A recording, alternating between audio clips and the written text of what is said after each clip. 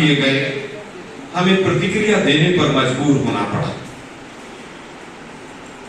मैं बता देना चाहता हूं कि वन नेशन वन इलेक्शन के लिए 2024 में रामनाथ कोविंद की जगह सर्फ डाला जा रहा है। अब बीजेपी का ढोल फट रहा है। उसी ढोल को सीलने के चक्कर में वो जो 56 इंच का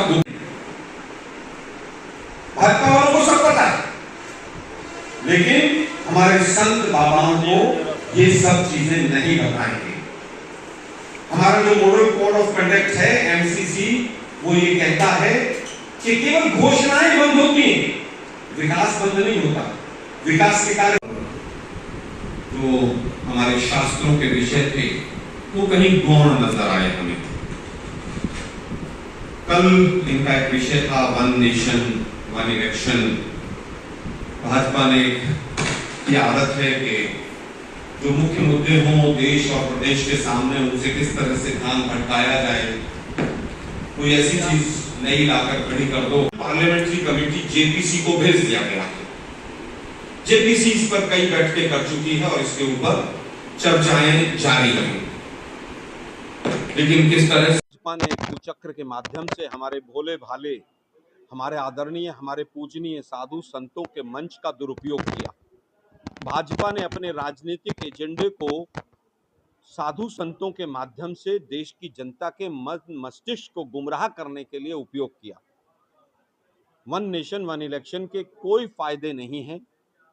वन नेशन वन इलेक्शन के आर्थिक नुकसान हैं, सामाजिक नुकसान है, राजनीतिक नुकसान है, लोकतांत्रिक और संवैधानिक नुकसान है।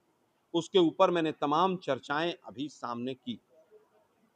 भारतीय जनता पार्टी जब जब मुद्दों से भटकाना होता है तो इस तरह के मुद्दों को वो लेकर आती है। एक रिपोर्ट आई रामनाथ कोविंद जी के नेतृत्व में, जॉइंट पार्लियामेंट्री कमेटी उस पर विचार कर रही है, लेकिन भाजपा सड़कों पर उतर जाती है।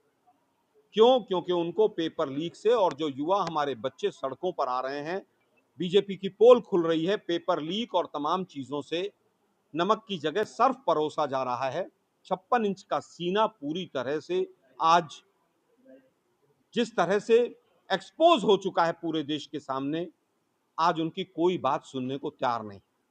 राम मंदिर की डकैती से ध्यान कैसे भटकाया जाए, उसके लिए हमारे भोले भाले, हमारे आदरणीय पूजनीय साधु संतों के मंच का दुरुपयोग किया गया।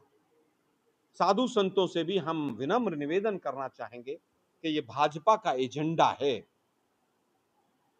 इसमें किसी का कोई हित नहीं है। मैंने विस्तार से बताया अभी। भाजपा के एजेंडे को साइड में रखा जाए। भाजपा ने तमाम मंदिरों पर कब्जा करना और भाजपा और आरएसएस के लोगों का संलिप्त होना डकैती में, चोरी में, ये सबके सामने है। ये वही भाजपा है जो आधिकारिक तौर पर गाय को काटने की परमिशन देती है। साधु संतों से हमारा हाथ जोड़कर निवेदन है कि आप भाजपा के इस कुचक्र से बचें। अगर कोई भी इंफॉर्मेशन चाहिए तो आप पहले भाजपाइयों से कहिए कि अपनी रिपोर्ट लाओ, पहले रिपोर्ट में क्या क्या लिखा हुआ है। और जब भी भाजपाई आए तो साधु संत पूछें अंकिता भंडारी की जांच कहां तक पहुंची। साधु संत पूछें भाजपाइयों से कि राम मंदिर में डाका डाला है, जिम्मेदार कौन है? बड़े बड़े मगरमच्छों को क्यों बचा लिया गया? साधु संत पूछें केदारनाथ और बद्रीनाथ में जो डकैती हुई उसके लिए जिम्मेदार कौन है?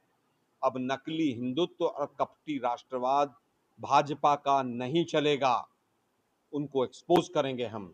साधु संत हमारे लिए आदरणीय हैं। बहुत मोटा फंड आया है, एक मंच सजे और जो अर्ध कुंभ का इन्होंने कुंभ किया है उस पर भी शास्त्रार्थ हमारे साधु संत करें।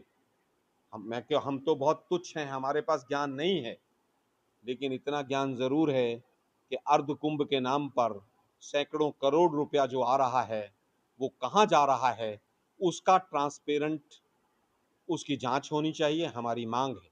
और केवल राजनीतिक दल नहीं, साधु संत भी पूछें कि इतना मोटा पैसा आ रहा है, जा कहाँ रहा है। हम पुनः निवेदन करेंगे कि भाजपा के लोग साधु संतों को गुमराह करना बंद करें। आए हैं, संतों को पूरी बात भाजपा के लोगों ने नहीं बताई। अपनी जो रिपोर्ट है रामनाथ कोविंद जी वाली, वो भी खोलकर नहीं समझाई उनको। मिश्रा एंड सिंह वाली रिपोर्ट किसी को पता ही नहीं होगी, किसी हमारे साधु संत को, आदरणीय को। भाजपा तो एजेंडा चलाती है ना अपना। हम तभी बार बार कह रहे हैं साधु संत हमारे लिए आदरणीय, पूजनीय हैं। BJP कुचक्री party. सर आपने कहा सबकी फाइलें ईडी सीबीआई अगले दिन नहीं पहुंच जाएगी। किसी की हिम्मत है छू कर जाए? किसी की हिम्मत है? धामी साहब अपना पुराना बजट का पैसा तो केंद्र से ले नहीं पाए अपनी सरकार में रहते हुए। शिंदे विंदे की हिम्मत है किसी की? कोई बोल जाए? अगले दिन ईडी सीबीआई पहुंच जाएगी। लाला रामदेव जी क्यों पलटे हैं? आप समझदार हैं।